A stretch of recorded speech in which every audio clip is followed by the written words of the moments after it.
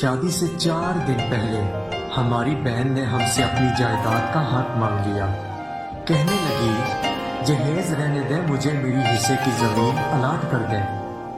ہمارے ہاں اس سے پہلے کبھی ایسا نہیں ہوا تھا کہ کوئی عورت یا لڑکی اپنے باپ یا بھائیوں سے اپنی زبان میں اپنا حق مانگے۔ ہمارے بڑوں نے بہن کو بہت سمجھایا کہ ایسا نہیں کرتے، ہم گاؤں میں بے عزت ہو جائیں گے کہ ان کی بیٹی اپنا حصہ اپنی زبان سے مانگ رہی ہے۔ لیکن بہن تھی کہ پیار کی زبان سمجھنے کے بجائے الٹا گھر والوں سے جھگڑا کرنے پر اتر آئی اور معاملہ عدالت میں لے جانے کی دھمکیاں دینے لگی۔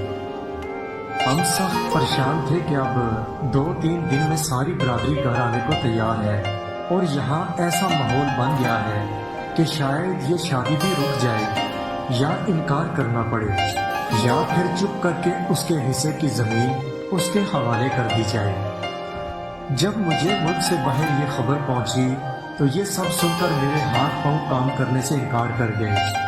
بھوک مٹ گئی، کفیل میرے کام نہ کرنے کی وجہ سے مجھ سے ناراض اور میں خوشی کو غم میں تبدیل ہوتا دیکھ کر نڈھال ہو گیا، کیونکہ میں 9 سال سے ملک سے باہر تھا اور اپنی بہنوں کے گھر بسانے کے لیے محنت کر رہا تھا۔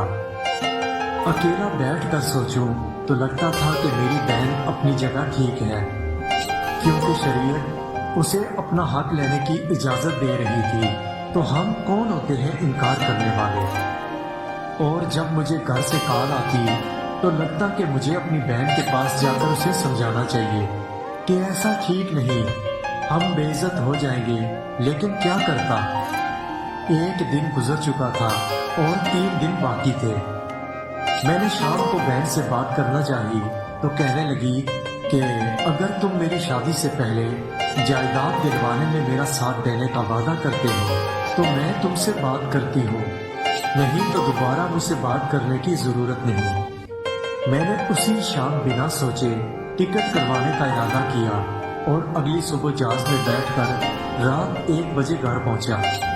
سب خوشی سے ملے اور بڑوں کے چہرے پر اداسی نے ڈیرے جما رکھے تھے۔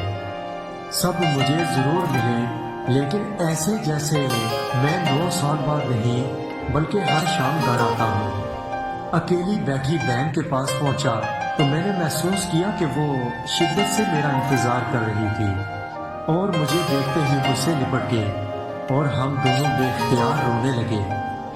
میں حیران تھا کہ فون پر بات کرنے سے انکار کرنے والی مجھے اتنی شدت، محبت اور خلوص سے کیسے مل سکتی ہے۔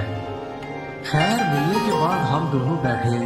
9 سال بعد ہماری شکلیں کافی تبدیل ہو چکی تھیں، لیکن دل وہی 9 سال پہلے والی جگہ پر اٹکے ہوئے تھے۔ باتیں شروع ہوئی تو کہنے لگی بس مجھے میری زمین مل گئی ہے، مجھے میرا حق بھی مل گیا ہے، مجھے میری خوشیاں بھی واپس مل گئی، یعنی مجھے میرا بھائی مل گیا تو جیسے مجھے سارا جہان مل گیا۔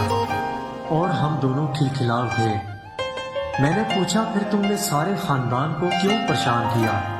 کہنے لگی اگر ایسا نہ کرتی تو جس طرح تم نے ہمیں ٹرک کی بتی کے پیچھے لگا رکھا تھا کہ اگلے مہینے آ جاؤں گا، دسمبر میں آ جاؤں گا، مارچ میں آ جاؤں گا، تو میرا خیال ہے کہ تم نے اور بھی 9 سال نہیں آنا تھا۔